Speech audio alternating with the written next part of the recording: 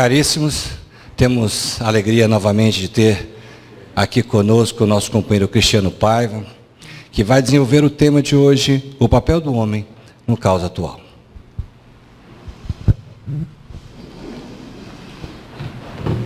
Boa noite a todos.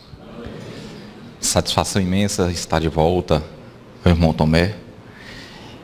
Gostaria de agradecer o convite, a confiança, o carinhoso acolhimento de sempre. Peguei este livro aqui emprestado. E o tema que nos foi proposto, o papel do homem de bem no caos atual. Este tema, este estudo, quando nós iniciamos a sua elaboração, o que incitou-me a elaborar este estudo foi a indagação de alguns irmãos, alguns companheiros, do seguinte: Cristiano, diante desse caos que temos presenciado, qual deve ser exatamente o nosso papel? Qual deve ser o papel do homem de bem? Como devemos proceder, como devemos agir? O que seria a atividade do homem de bem? E as pessoas estavam em dúvidas.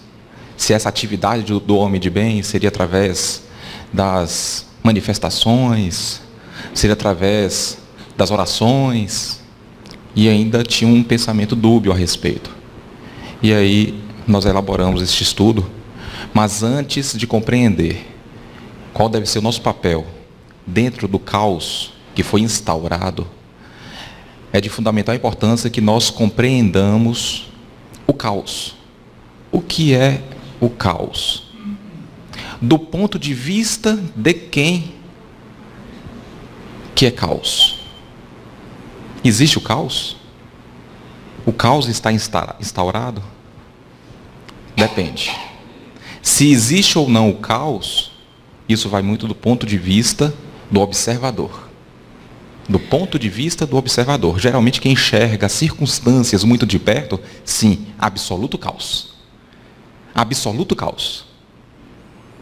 Porque nós estamos assaz viciados a enxergar os acontecimentos do mundo com os olhos da carne, sob o prisma exclusivamente material. Temos extrema dificuldade de aproximar o nosso ponto de vista ao ponto de vista da espiritualidade superior. Caos é desordem. Caos é desordem. Admitir que há o caos é admitir que Deus perdeu o controle. É admitir que Deus perdeu o controle, perdeu as rédeas. É admitir que Jesus, o governador do nosso orbe, não tem nenhuma moral. Não sabe administrar nada. É o mesmo que admitir. E aí vem alguns equivocados argumentadores falar: não, Cristiano, mas existe o livre-arbítrio. O caos está assim por causa do livre-arbítrio. Jesus não pode interferir no livre-arbítrio de ninguém. Deus não pode interferir no livre-arbítrio de ninguém. É uma visão infantil do livre-arbítrio. É necessário compreender o mecanismo do livre-arbítrio antes de tecer argumentos sobre. Nós não compreendemos o mecanismo do livre-arbítrio. Por isso, colocamos na conta do livre-arbítrio todo esse, entre aspas, caos que existe. Para justificar que a culpa não é de Deus, a culpa não é de Jesus Cristo, a culpa não é da espiritualidade superior. Eles gostariam muito que aqui já estivesse o reino dos céus instaurado, implementado. Mas por conta do livre-arbítrio do homem, o homem agiu como quisesse, as criancinhas espirituais, e o caos instaurou-se. Poético, né? Lindo. Mas não é a verdade. Não é a verdade. Não estamos nem nunca estivemos no controle de nada.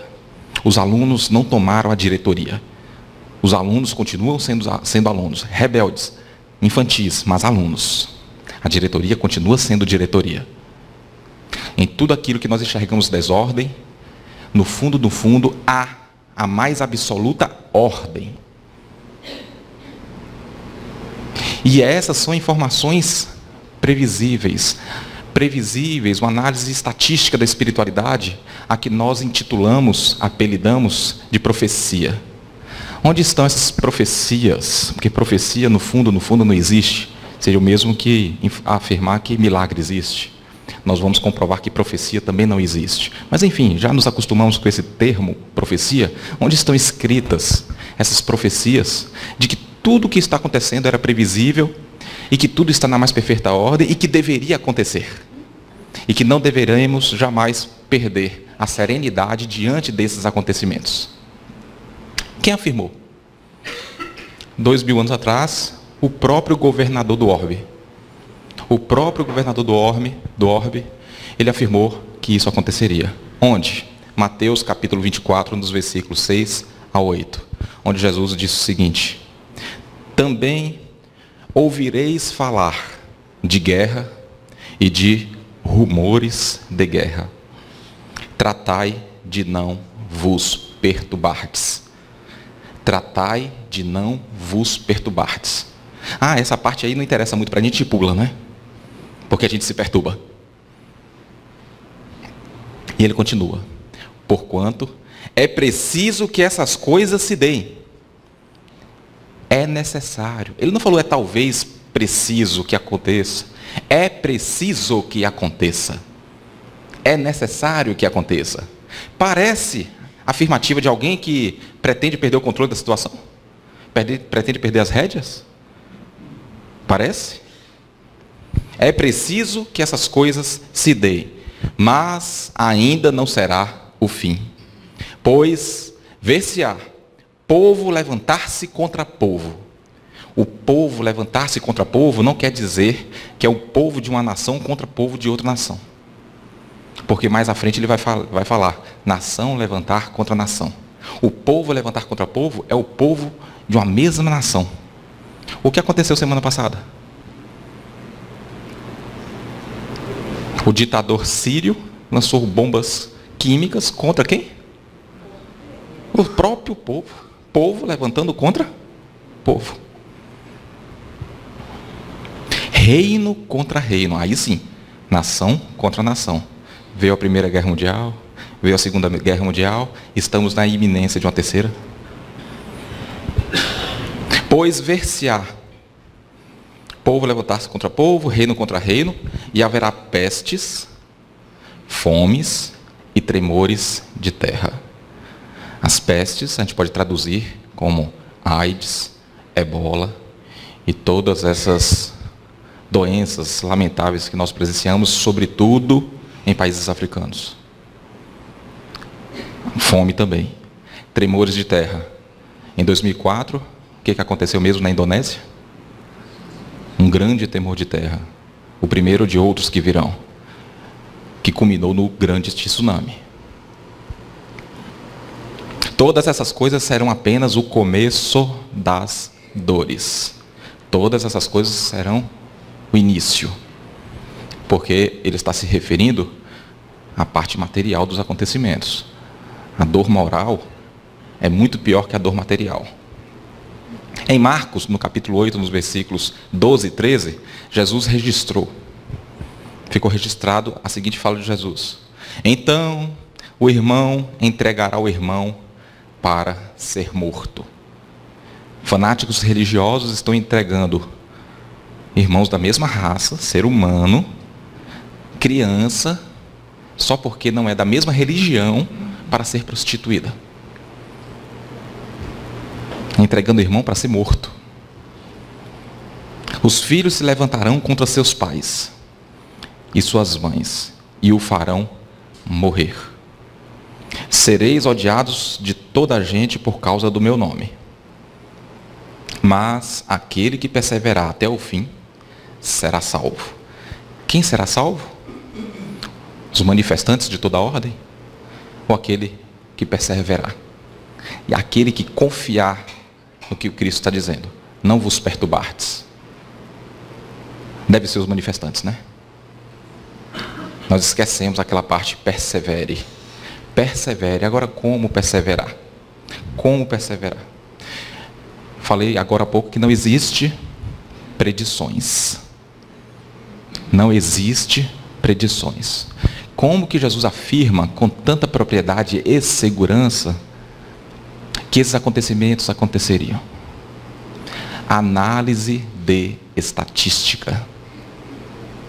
Digamos que uma determinada instituição acadêmica, no final de cada ano letivo da quinta série, entre 80% e 82% dos alunos são reprovados.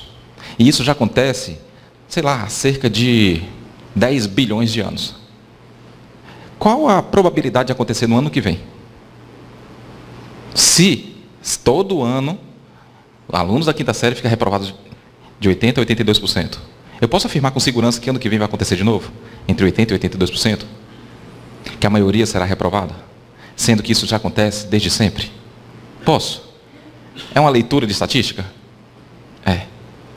Posso afirmar com segurança total? Posso. Então posso afirmar que muitos serão chamados e poucos escolhidos dessa escola? Com total segurança? Posso. O que Jesus está fazendo aqui? Uma leitura de estatística, porque é excesso de inocência supor que é a primeira experiência de transição que Jesus administra ou governa. É ser muito inocente. Ou alguém aqui coloca a mão no fogo para falar, é a primeira vez que Jesus administra, passa por uma transição planetária. Vamos lembrar que 6.000 anos atrás o planeta Terra passou por uma transição. Deixou de ser mundo primitivo, adentrou o mundo de expiação e prova. 6.000 anos. Jesus, qual a idade dele mesmo? Se ele criou o planeta Terra, arquitetou a construção do planeta Terra, e o planeta Terra tem 4,5 bilhões de anos, alguém bota a mão no fogo que o planeta Terra é o único planeta governado por Jesus?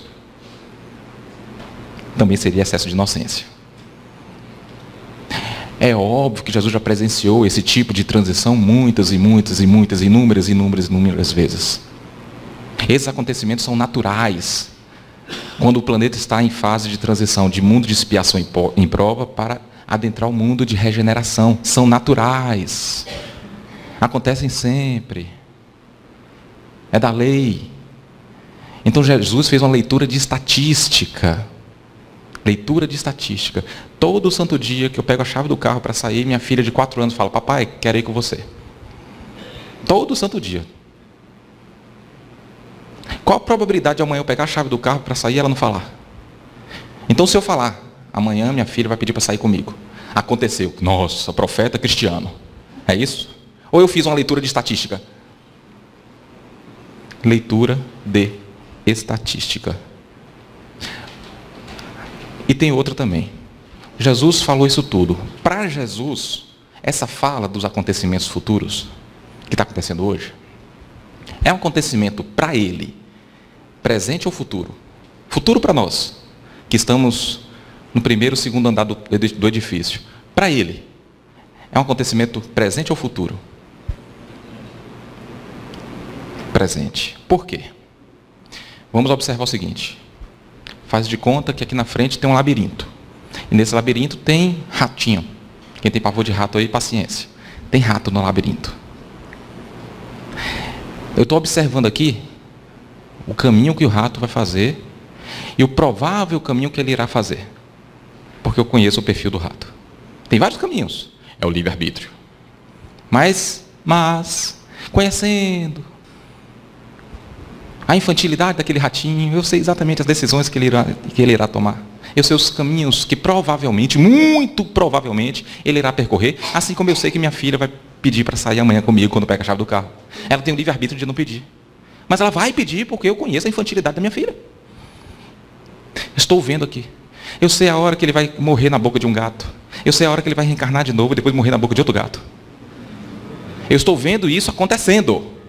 Se eu falar, lá na frente, daqui a 6 encarnações, o ratinho vai morrer na boca de um gato pardo.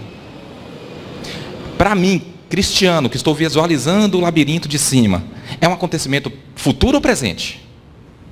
Eu já estou vendo, estou prevendo esse acontecimento, eu já estou vendo lá na frente, na 6ª encarnação, um gatinho morrendo na boca de um gato pardo. É um acontecimento para mim, futuro ou presente? Se eu falar que daqui a pouco todo mundo está comendo o lanche do irmão Tomé, é um acontecimento futuro ou presente? Futuro daqui a alguns minutos, mas um acontecimento presente. Está acontecendo. Agora, se eu perguntar para uma ameba que vive mais ou menos 22 minutos, que a gente vai comer o lanche do irmão Tomé, ela vai falar, na próxima encarnação estarei lá. Porque daqui a 22 minutos estaria aqui ainda fazendo palestra. Para ela, futuro, para nós, presente. Jesus que observa os acontecimentos do terraço do andar 222. Os acontecimentos que ele observa lá de cima é tudo acontecimento presente. Para a gente que observamos do primeiro andar, é tudo acontecimento futuro. Nosso ponto de vista é limitado. O ponto de vista de Jesus, lá do andar 222, é outro completamente diferente. Então Jesus fez essas predições com base numa visualização de acontecimento presente. Presente. Aqueles 700 anos que Jesus se preparou para vir até nós, segundo os estudiosos, para Jesus representou mais ou menos 7 segundos. O que são 2000 anos para Jesus? 20 segundos? Lembremos, 2000 anos para a gente é por conta do périplo da Terra no Sol. 2000 anos do nosso calendário. Lembremos, Jesus é Espírito puro, ele não habita mundo de expiação e prova, ele habita mundo celestial. A contagem de tempo é outra. Por isso que se diz, tempo é relativo. Espaço-tempo é relativo. Tempo futuro para a gente é uma coisa. Tempo futuro para Jesus é outra completamente diferente. Então o que Jesus fez não foi predição. O que Jesus fez foi observações do que ele estava presenciando e que com base naquilo que ele sabia que ia acontecer, porque sempre aconteceu. E devemos manter a calma. Devemos manter a serenidade diante dos acontecimentos presentes. Ah, Cristiano, mas é difícil ver um político aí corrupto, não sei o que lá, tal, e ficar quieto, sentado. A gente percebe que existe uma estranha efervescência pulsando no coração de cada um. Porque esse tipo de acontecimento, de corrupção, etc., elas já existiram outras vezes, ainda na nossa existência. Mas essa efervescência no sangue, um desejo de algo melhor, um desejo de lutar, de se manifestar, de ver a mudança, é uma coisa inédita. Essa efervescência coletiva não se acontece todo dia. Qual o motivo dessa efervescência? Existe sim um motivo. Existe sim um motivo, está lá na Gênesis, no capítulo 18. O espírito Jan Arago, ele trouxe essa seguinte elucidação acerca dessa estranha efervescência.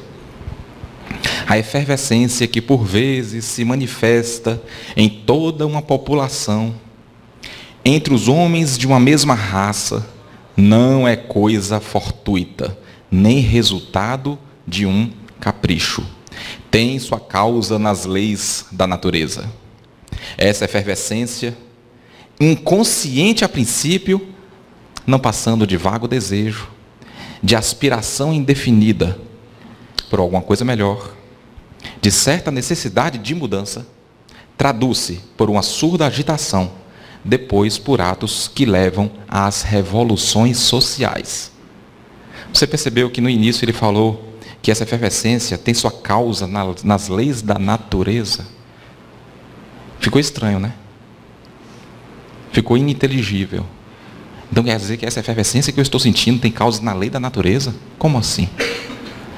Divaldo Franco, certa vez, fez uma palestra e nos trouxe informações de Joana de Ângeles acerca desses acontecimentos, dessa efervescência e o porquê dessa efervescência. Eu vou fazer uma explicação rápida para poder entendermos o que a lei da natureza tem a ver, para compreendermos esse nosso estado de efervescência. O planeta Terra, ele orbita o Sol, a nossa estrela, que é uma estrela de terceira grandeza. Que é uma estrela de quinta grandeza. A nossa estrela de quinta grandeza, naturalmente, ele é um pedacinho de uma outra estrela. Uma estrela de terceira grandeza, que a ciência apelidou de Alcíone.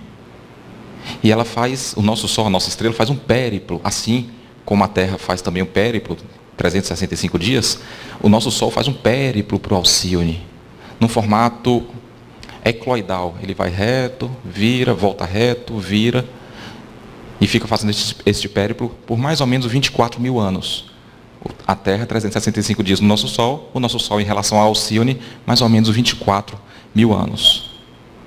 Durante esse período de curva, seria o período em que não recebemos a luminância de fótons de Alcíone durante aquele período de reta, que dura mais ou menos 3.600 anos de reta, recebemos a luminância de fótons da estrela Alcíone.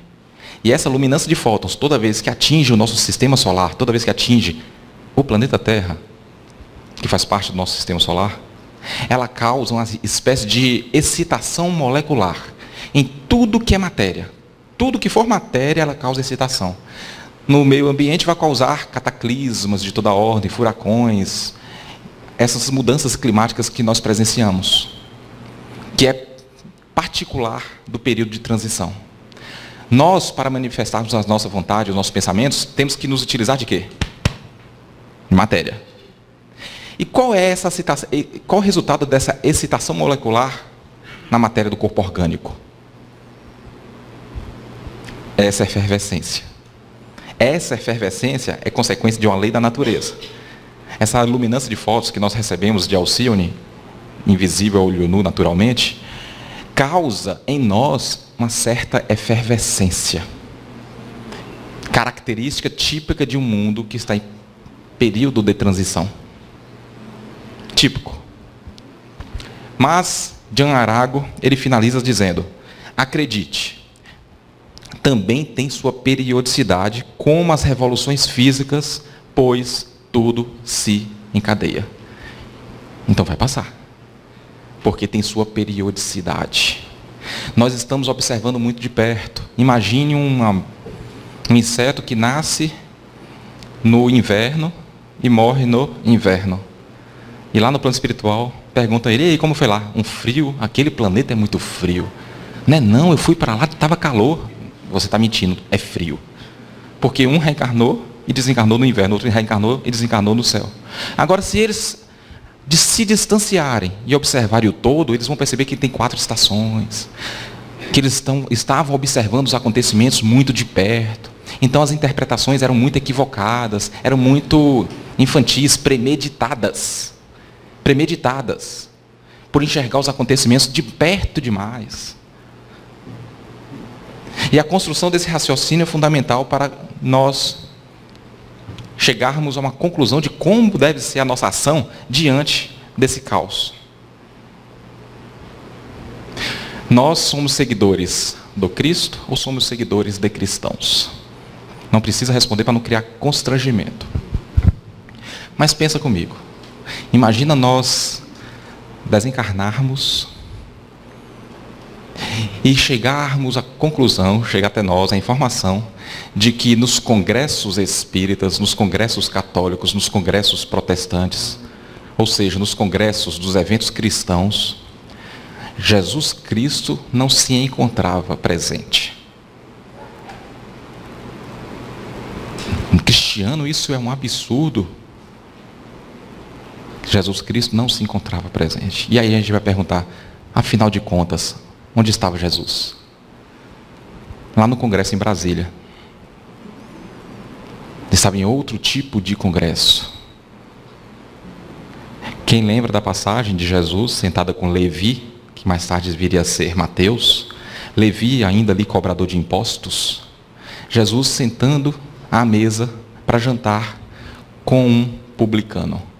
Publicano, o homem que lida com dinheiro público. Quem é que lida com dinheiro público hoje? Aquele a quem nós apedrejamos tanto, né? Esse mesmo. Já pensou? Passa os doutores da lei e olha pela janela.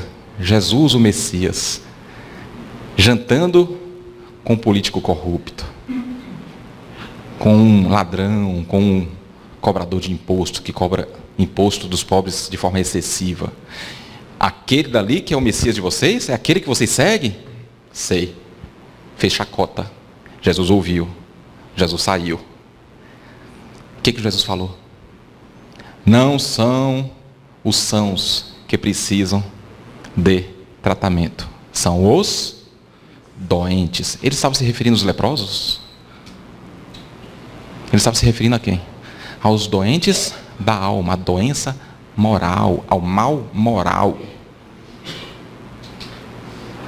Jesus estava mesmo esse tempo todo nos congressos dos eventos cristãos?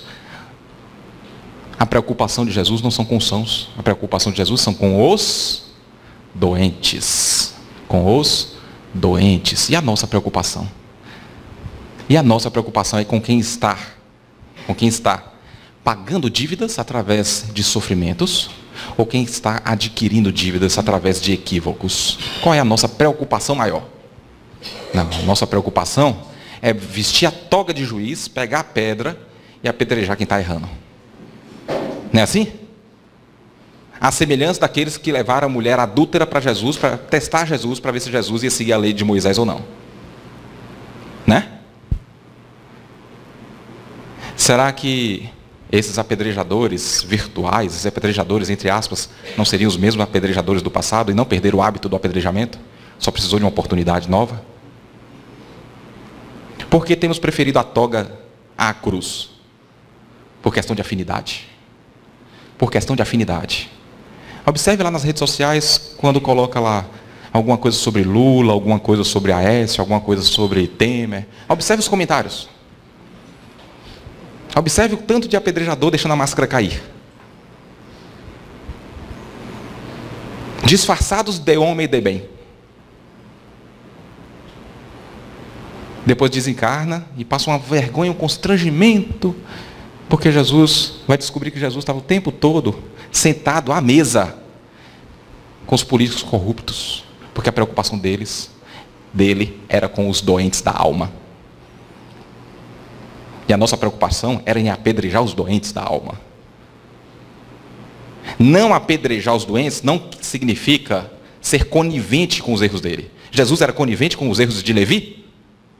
Jesus é conivente com os erros dos nossos políticos? É absurdo pensar dessa forma. Assim como é mais absurdo pensar que Jesus é a favor do apedrejamento dos políticos ou daqueles que erram. Porque a preocupação de Jesus é a mesma preocupação de Deus. É a mesma preocupação do Pai amoroso. A preocupação do Pai amoroso não é com o filho que está resgatando dívida. Deus está feliz demais com os filhos que estão resgatando dívidas. A preocupação de Deus, Pai amoroso, é com quem está se endividando. Jesus sabe disso. E essa é a preocupação maior do Mestre. E essa deveria ser a nossa maior preocupação. Daquele que se diz homem de bem, mas que enxerga os acontecimentos muito de perto e se deixa envolver demais, tomando decisões instintivas com base nessa efervescência estranha que acontece em nós. Comportamentos absurdamente e absolutamente instintivos, parecendo bicho. Porque está tentando instaurar o reino de Deus na terra, fisicamente, como queriam os judeus naquela época. Que fizeram prejulgamentos messiânicos, não aceitaram Jesus como Messias, porque Jesus veio trazer um outro projeto de reino, o reino dos céus. O total despojamento das coisas materiais. Preferiram Barrabás. Nós queremos instalar o reino de Deus aqui na terra, materialmente. Fazendo o que com os homens de mal?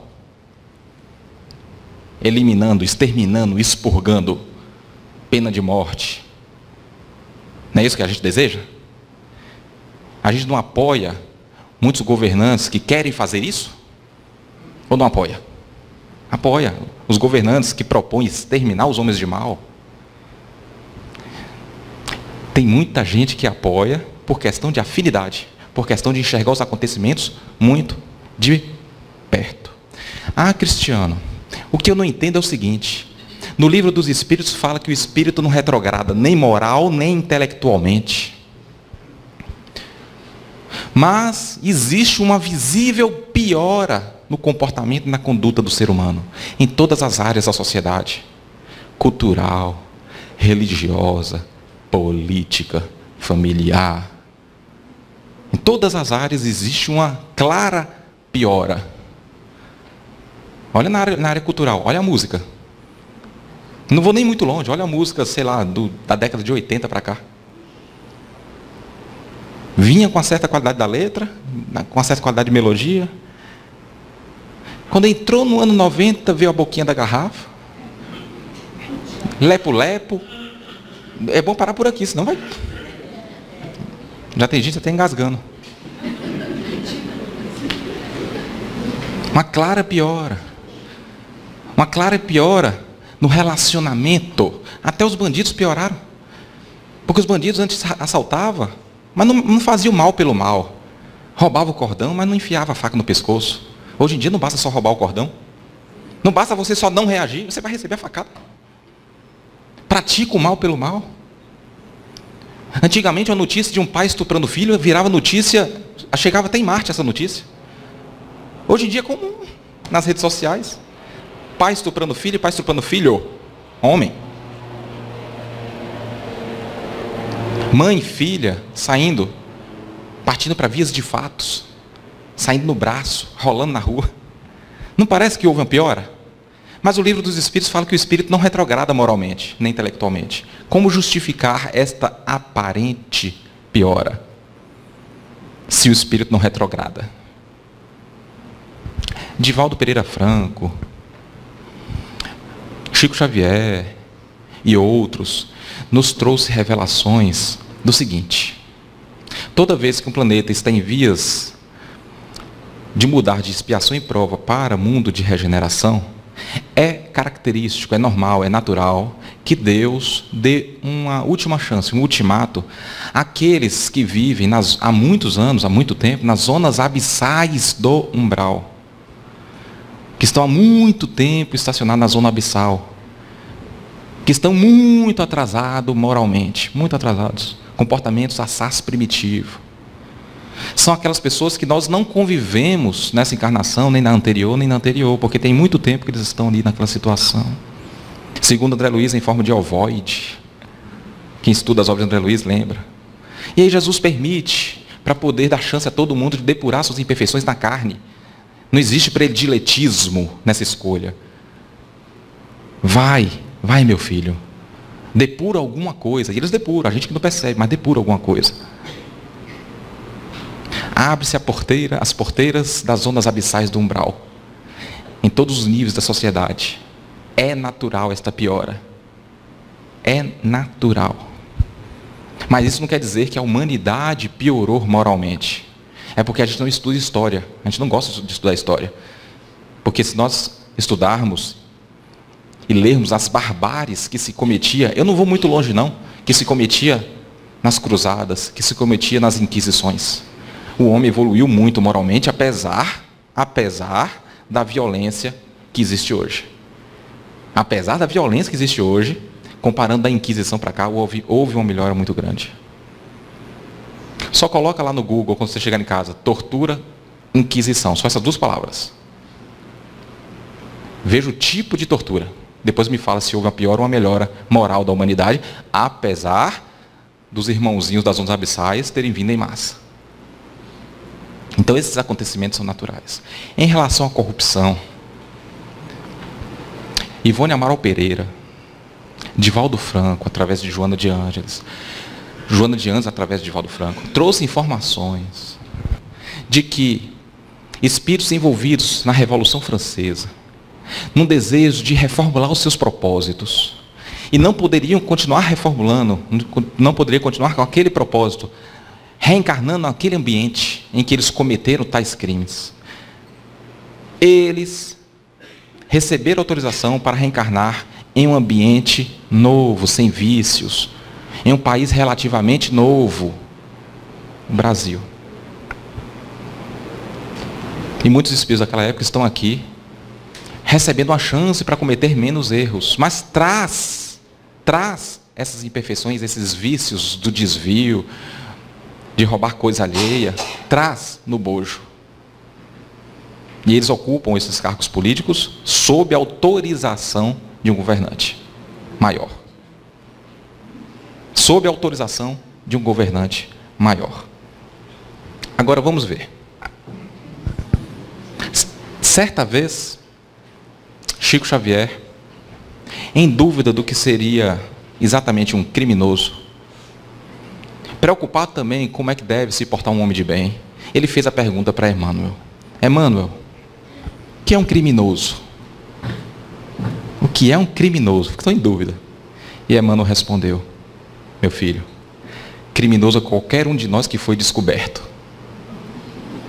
Esse é um criminoso. Chico achou muito racional a resposta. Certa vez, Chico foi convidado para inaugurar uma casa espírita em uma determinada cidade. Chegou naquela cidade, o prefeito foi receber Chico. E antes de ir para a reunião doutrinária da noite, Chico chegou à tarde, e o prefeito falou: Chico, nós gostaríamos de levar você para conhecer algum ponto turístico aqui da cidade. O que você escolhe?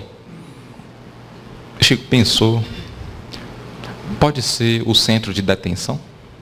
Oi? A prisão. Pode, mas não é bem o centro turístico da cidade. A gente gostaria de levar você no centro turístico da cidade, nos lugares belos da cidade. Mas eu insisto, se não for muito inconveniente, muito trabalho, aquele jeitinho manso do Chico, eu gostaria de conhecer a prisão, o presídio. Tá bom, Chico, vamos no presídio. E foi Chico, o prefeito e sua comitiva, para o presídio. Chico entrou no presídio, viu aquela situação alarmante, não era um presídio federal, era um presídio estadual, então vocês já imaginam, né? A cela para 8 tinha 50, aquele cheiro. Chico adentrou. E o prefeito, sem entender, desconfortado: Chico, me responde o seguinte: tanto lugar bonito na cidade, Chico, por que você veio aqui querer ver os criminosos, as pessoas malvadas? E Chico perguntou: me responde só um negócio. Pois não, me dá uma informação. Dou sim. Nós estamos em quantos aqui? Chico queria saber a população carcerária. Mas como foi que ele perguntou? Nós estamos em quantos aqui? Porque Chico entendeu a resposta de Emmanuel: criminoso é todo aquele que foi descoberto. É esse que é o criminoso. A oportunidade não faz o ladrão, a oportunidade revela o ladrão.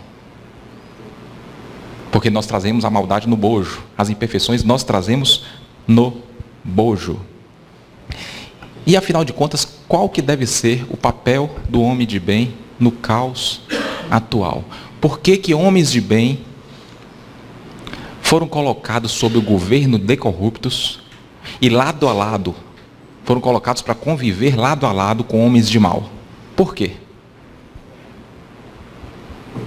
Por que o homem de bem foi colocado sob o governo de corrupto? Foi um acidente de planejamento? Ops, eu pedi para nascer na Suécia, é raro aí, corrige. Me desencarna e me reencarna no lugar certo. Foi por isso?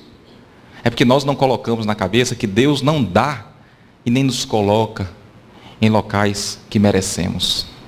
Deus nos dá e nos coloca em locais que necessitamos. O orgulho de vez em quando fala: não, isso é mentira. Isso é mentira.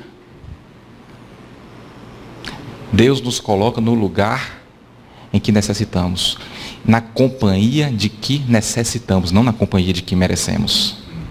Por que nós estamos reencarnados sob o governo de corruptos? Por que estamos reencarnados ao lado de pessoas que cometem o mal pelo mal? Por que não reencarnamos na Suécia, na Iugoslávia? Por quê? Para podermos dispensar a tempestade, é necessário aprender a viver em paz na tempestade. Nós não podemos nos dar o luxo de dispensar tempestade se nós ainda precisarmos da tempestade. Mahatma Gandhi dizia: não existe caminho para a paz é o caminho. É preciso aprender a viver em paz em meio à tempestade para se dar o luxo de abrir mão da tempestade. A corrupção, a prática do mal pelo mal, do nosso ponto de vista, é uma tempestade, é um mal moral. Mas por que estamos necessitando de tais ferramentas? Nós já estamos com a virtude da misericórdia de forma suficientemente desenvolvida no nosso coração? Nós já estamos com a virtude da compaixão de forma suficientemente desenvolvida no nosso coração? Qual virtude desenvolveremos vivendo sob o governo de corrupto? Indulgência e misericórdia. Nós não desenvolveremos indulgência e misericórdia convivendo ao lado de santos e de anjos, de pessoas que não cometem equívocos, de pessoas que não erram. Onde desenvolveremos compaixão? O que significa compaixão? Vem de qual palavra? Compadecer. O que significa compadecer? significa padecer com. O que é padecer? Sofrer. Sofrer com. Tem uma pessoa com fome. Eu tenho um pão. Se eu comer o meu pão, eu vou matar a minha fome. Se eu comer meio pão, eu não vou matar minha fome, mas também não vou morrer de fome. Mas eu posso salvar uma vida com aquele outro pedaço. Cortei meu pão, dei um pão para aquela pessoa. Aquela pessoa matou a fome, mas deixou de morrer de fome. Eu estou com fome ainda? Estou. Eu estou sofrendo com ele. Padecer com. Só desenvolve compaixão quem age. Quem é que será minha ferramenta de desenvolvimento da compaixão? Aquelas pessoas que estão sofrendo muito. Normalmente nós chamamos de expiação, porque o sofrimento também não é provação. O sofrimento exacerbado é expiação. Expiação. E nós temos oportunidade de desenvolver compaixão convivendo com quem expia. Aquele que expia, até antes de ontem, encarnação anterior, era aquele que cometia graves equívocos. Por isso a grave expiação. Então, ora a gente tem a oportunidade de desenvolver misericórdia, ora compaixão, ora misericórdia, ora compaixão. Eu posso me dar o luxo de abrir mão dessas duas ferramentas? Eu posso me dar ao luxo de abrir mão do convívio com as pessoas que sofrem muito, do convívio com as pessoas que cometem o mal pelo mal, do convívio com os corruptos? Eu posso me dar o luxo de abrir mão dessas ferramentas, espiritualmente falando? Eu posso afirmar com toda certeza que eu já desenvolvi ao máximo a minha misericórdia, a minha indulgência,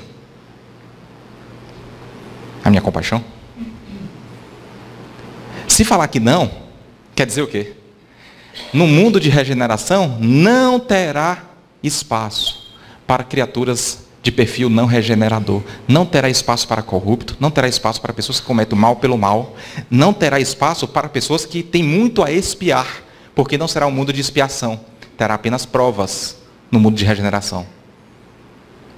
Eles continuarão o progresso evolutivo dele em outro orbe, em outro instituto planetário. Mas precisamos dessas ferramentas ainda. Adivinha o que vai acontecer? Ah, mas eu não queria. Eu sei onde você quer chegar. Mas estamos encarnados ainda. Temos a oportunidade de desenvolver compaixão e misericórdia. É só parar de apedrejar. Abre a mão, deixa a pedra cair e vamos optar pela cruz do Cristo. Esquece a toga. Vamos deixar de enxergar os acontecimentos muito pelo prisma material, porque isso só vai levar à nossa falência espiritual.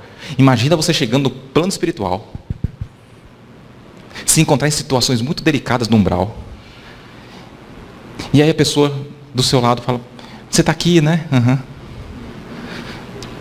Aí você pergunta: mas por que eu vim para cá? Pergunta para o seu anjo de guarda. É porque num dado momento você desenvolveu muito ódio no seu coração contra políticos corruptos, contra as pessoas que faziam maldade. Você desenvolveu muito ódio e não se arrependeu. Porque se aparecesse outro político corrupto, você desenvolveria o ódio de forma igual. E você veio para cá porque você desenvolveu ódio e não se corrigiu. Mas pelo menos o político corrupto deve estar lá no andar de baixo, deve estar pior que eu. Pior que não, porque depois que ele foi preso, lá, encarnado, ele se arrependeu tanto e só pensou em fazer coisas boas. Ele está no andar de cima. Não acredito! Ele tinha que estar preso, mas ele foi preso, você botou ele na cadeia, não lembra não? Ele foi preso. Mas no plano espiritual a situação se inverteu, porque quem desenvolveu ódio foi você. Ele cometeu equívocos, se arrependeu, está pagando. Você cometeu um erro grave, que foi do ódio, e não se arrependeu. Já pensou a frustração? Ou você acha que isso é uma mera anedota? Só anedota, não vai acontecer, né? Não vai acontecer de forma nenhuma. Questão 932 de O Livro dos Espíritos, Allan Kardec pergunta: por que no mundo, tão a miúde, a influência dos maus sobrepuja a dos bons? Resposta: por fraqueza destes, por fraqueza dos bons. Os maus são intrigantes e audaciosos. Os bons são tímidos. Quando estes o quiserem, preponderarão. O homem que tem o senso de urgência, o senso de justiça muito desenvolvido e o senso de amor pouco desenvolvido, ele vai interpretar como? O homem de bem, ele tem que ir lá, impeachment.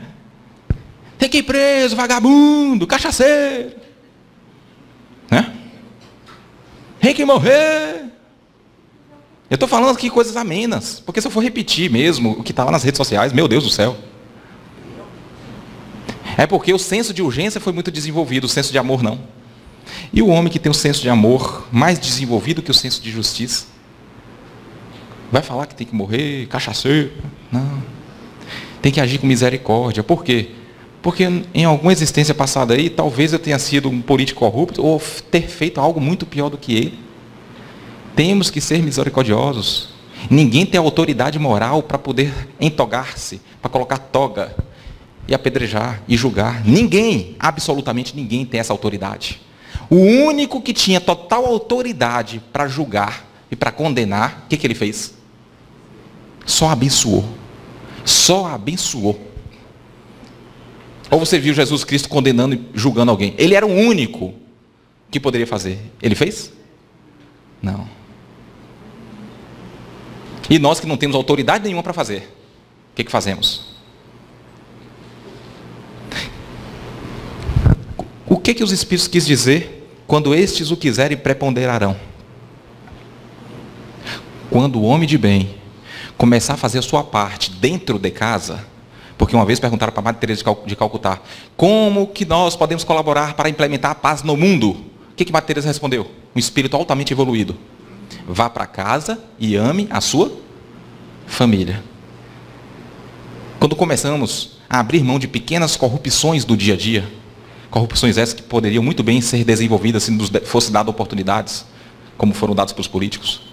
Quando nós abrirmos mão dessas pequenas corrupções, quando começarmos a ser verdadeiros homens de bem dentro do nosso lar, junto àquele pequeno círculo de convívio nosso, na casa espírita, fora da casa espírita, quando nós começarmos a colocar em prática aquilo que nós cobramos dos governantes.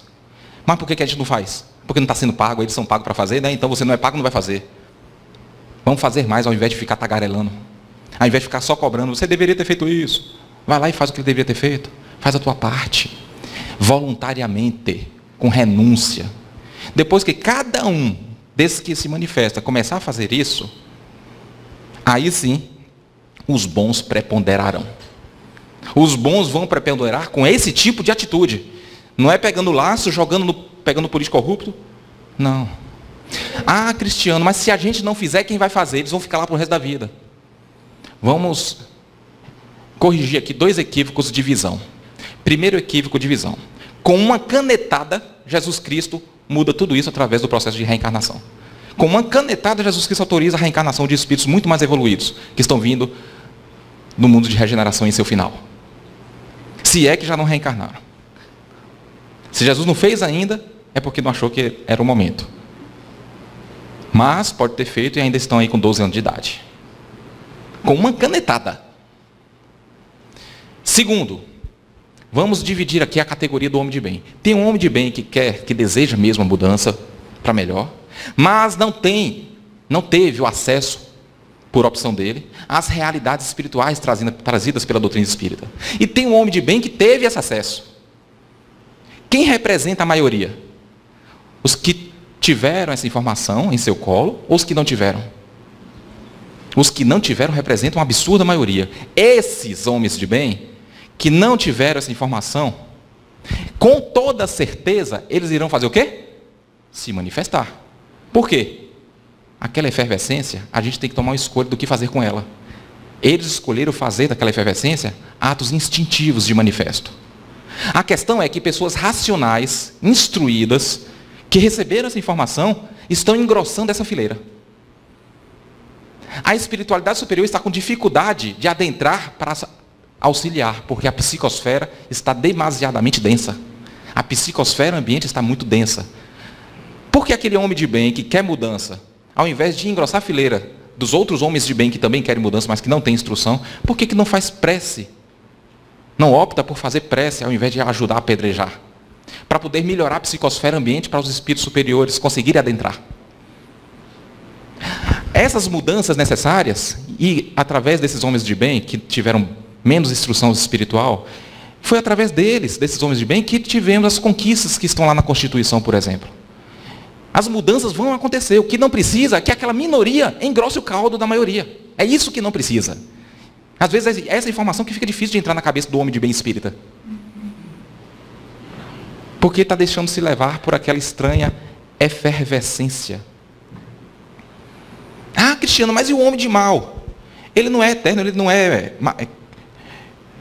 perpétuo. Um dia ele irá desencarnar, sabia? E o que vai acontecer quando ele desencarnar? Será entregue ao tribunal da própria consciência. Será entregue à separação do joio do trigo. Se ele tiver o perfil regenerador, ele vai reencarnar na Terra. Se ele não tiver o perfil regenerador, ele vai ser exilado. Simples assim. E quem vai reencarnar logo em seguida? Para ocupar o plenário? Homens de bem. Homens de bem que não teriam a mínima capacidade de cometer erros. Não teria a mínima capacidade de cometer roubos. Erros graves. Em pouco tempo que eu falo na visão espiritual, veremos grandes mudanças. É porque nós enxergamos os acontecimentos muito de perto. Muito de perto. E isso tem influenciado nas nossas ações equivocadas. Por enxergar os acontecimentos de perto demais. Então, a partir de hoje, nós precisamos ser a diferença. Não apenas fazer a diferença, ser a diferença. Porque por excesso de críticos, o que nós deveremos ser? Incentivadores. Por excesso de manifestantes, nós temos por obrigação ser mais pacificadores. Por excesso de apedrejadores, sejamos criaturas mais indulgentes, mais misericordiosas. E por excesso de ofensores, sejamos mais plausíveis. Sejamos verdadeiros homens de bem. A escolha é nossa. Já adquirimos a instrução. Eu sofro de uma certa efervescência. A questão é, o que eu farei com ela? Eu serei apenas um cristão declarado? Ou eu serei um discípulo do Cristo que disse, onde meus discípulos serão conhecidos por muito se amarem? Um mero cristão ou um verdadeiro discípulo? A escolha é nossa. Que Jesus nos abençoe. Muita paz.